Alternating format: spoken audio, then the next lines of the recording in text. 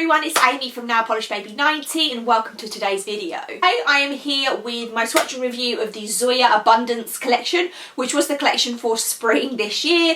The day that I received this in the post, one of my nails broke.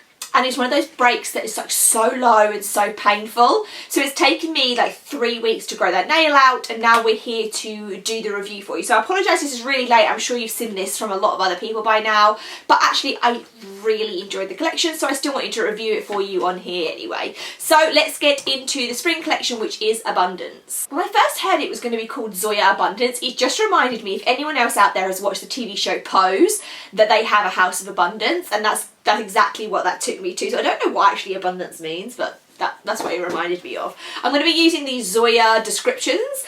This time they actually have the amount of coats they think it takes to be opaque, so it'll be good to work out. Oh, I've got a crazy bit of hair. It'll be good to work out if I agree with what they say. So if we open up the box, here we have it, and as always we'll move from right to left, so starting with this one. So Tyler is our first one, and Tyler is actually the name of my black cat, for those of you that have been around for a long time. And Tyler is described as a deep indigo blue cream, and in their opinion opaque in 2.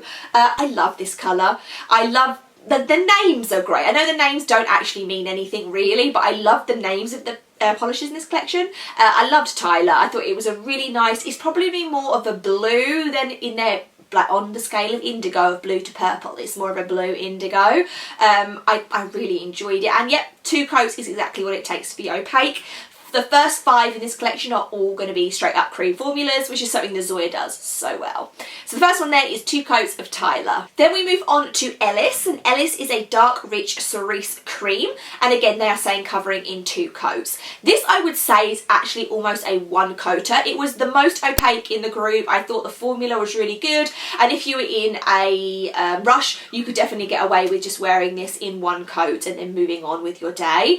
Possibly my least favourite colour out of the collection, but best formula. So that was 1 coat of Ellis. Kit is our calming old rose cream, whatever that means. It is kind of a grey, naturally, neutrally toned pink. Probably something that I could see that they would put in one of their naked natural collections.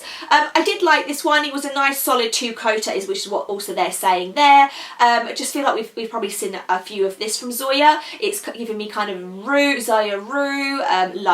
I feel like this is kind of a colour range or a colour in the rainbow that Zoya do a lot, so you possibly wouldn't need this out of the others. I would say this is the least unique, but not my least favourite. Ellis is my least favourite. So that one there is 2 coats of Kit. Gwen is our pink in the collection, and this is a muted tea rose pink cream. I love this type of colour. I will wear this colour forever. Baby pink is one of my favourite colours to wear. I love it so much. This they're saying was 3 coats, and although mine did get opaque in 3, it was just a little bit, I don't know, it's just harder to work with formula. I think with where they've tried to make it thicker to make it opaque, that has then made it a bit more of a tricky application. I used 3 coats, but not because I needed the 3rd coat for the opacity. It was just to like kind of even things out a little bit. So that one there was 3 coats to me, but like I say, if I went into it knowing it was going to be a tricky application, I would probably get it opaque in 2, but in all honesty this one here was my 3 coater just to sort out that sort of coverage. 3 coats of Gwen. Lena is the purple, and this is a mid-toned wisteria purple cream, and they're also saying opaque in 2. I love this one. This is the first one that I grabbed and wore, and I just think it fits spring beautifully. I don't feel like I have this colour from Zoya. I feel this is a colour that I haven't seen them do before, and also a tone of purple that I don't really have too much in my collection or in the mainstream collection. I think I have one Essie that's kind of similar, but it's not something that I have a lot of. Beautiful, like they say, 2 coat cream formula, and my surprise favourite of the collection, I would say. It wasn't something that I was exactly hyped for, but when I wore it I really loved it. 2 coats of Lena. Now you know that I always like to wear one in the video, so the last one here is Elsa, which is pure Elsa from Frozen Vibes, and it is the one that I'm wearing. This is described as an iridescent cool toned blue with a purple shift with densely packed rainbow glitters. They're saying full coverage in 2 or 3. I would say this is a 3 coater for me. It just took that 3rd coat to really build it up. When you look at this is the standout because there's all creams and then there's this on the end.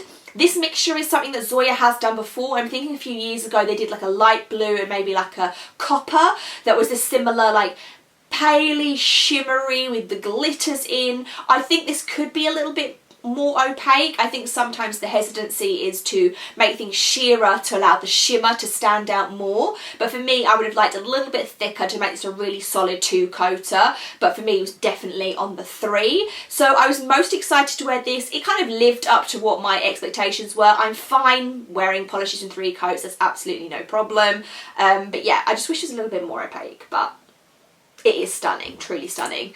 3 coats of Elsa. So I'm going to say that my favourites were Tyler and Lena, which is our blue and purple. They're cream. When I do rewear my Zoyas, I always grab for the creams to rewear over and over again more than any of their other finishes.